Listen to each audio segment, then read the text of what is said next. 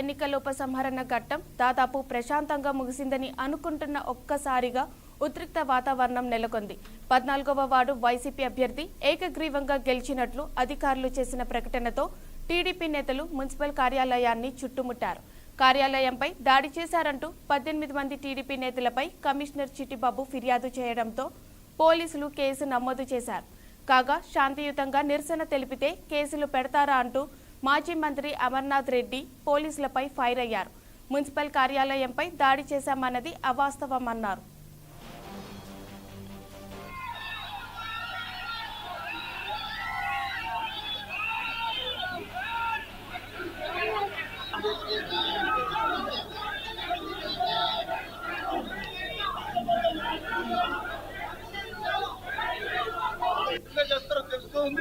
అందుకే 14వ వార్డు అభ్యర్థి ఎవరైతే తెలుగుదేశం పార్టీ అభ్యర్థి ఉన్నారో మరి విని వెంటనే ఆ అభ్యర్థిని పోటీలో ఉంచవలసినంత వరకు కూడా తెలుగుదేశం పార్టీ పోరాడతామని చెప్పి తెలియజేస్తాం.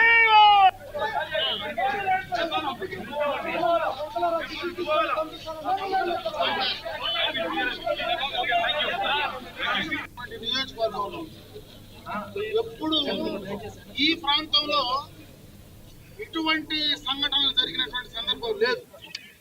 7 దఫాలు శాసనసభ్యుడిగా పనిచేసినటువంటి చంద్రబాబు నాయుడు గారు కావచ్చు, స్వాతంత్రం వచ్చినప్పటి నుంచి కావచ్చు, ఈ ప్రాంతం అంతా కూడా శాంతియుతంగా ఉండేటువంటి ప్రాంతం. ఈరోజు రాష్ట్రంలోనే ప్రజాస్వామ్యాన్ని కూని చేసే విధంగా ఈరోజు కుప్పం నియోజకవర్గంలో 14వ వార్డులో ఫోర్జరీ సంతకాలు పెట్టి ఒక బీసీ మరి నాటార్కు సంబంధించినటువంటి భార్య భర్తని ఇద్దరి నామినేషన్లు కూడా ఫోర్జరీ చేయడం అనేది నిజంగా కూడా క్షమించరాని నేరం. దీనికి బాధ్యులైనటువంటి కమిషనర్ కావచ్చు, ఆర్ఓ కావచ్చు, వాళ్ళని వెంటనే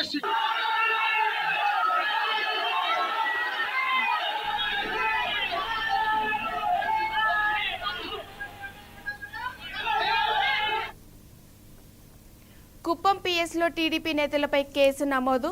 దీనిపై మరింత సమాచారం ఉమాశంకర్ అందిస్తారు. ఉమాశంకర్ చెప్పండి.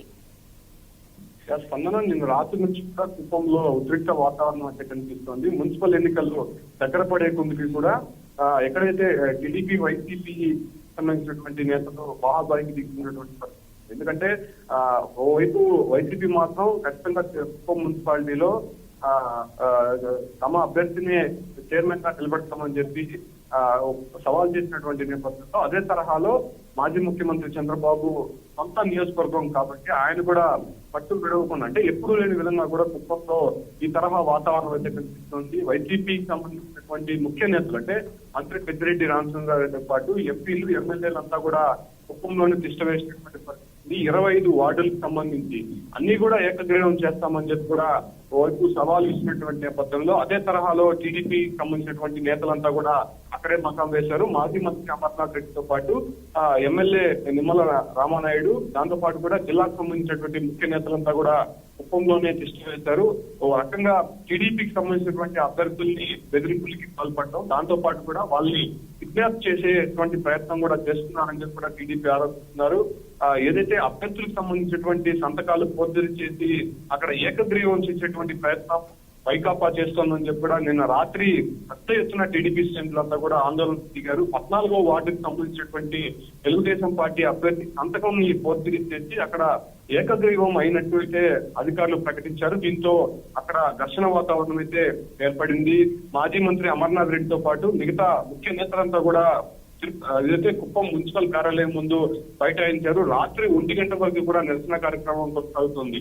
ఈ నేపథ్యంలోనే ఖచ్చితంగా పారదర్శకంగా ఎన్నికలు జరపాలి, ఈ యొక్క ఎన్నికల్లో వైకాపా ఏదైతే అధికార దుర్వినియోగం పాల్పడుతోంది, ఖచ్చితంగా దీనిపైన స్పందించాలని చెప్పి కూడా ఎన్నికల కమిషనర్ కూడా ఫిర్యాదు చేసినటువంటి పరిస్థితి. అక్కడ ఉన్నటువంటి మున్సిపల్ కమిషనర్ చిట్టిబాబుతో పాటు ఏదైతే ఎన్నికల రిటర్నింగ్ ఆఫీసర్ వర్మ వీళ్ళిద్దరూ కూడా వైకాపాకి గుర్తులుగా మారారు.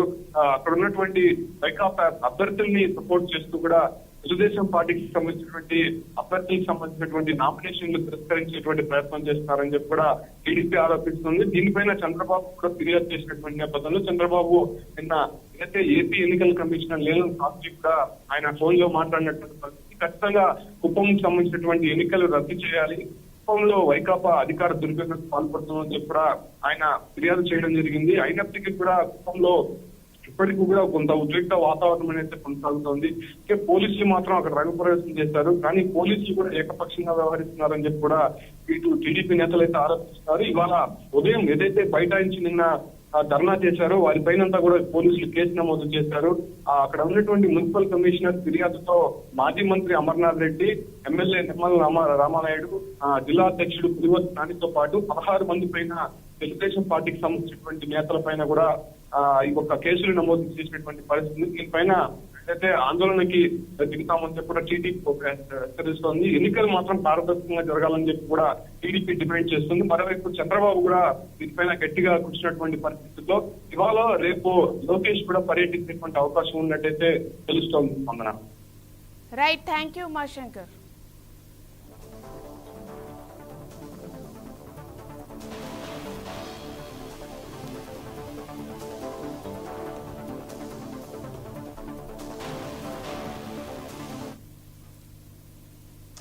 ముంబైలో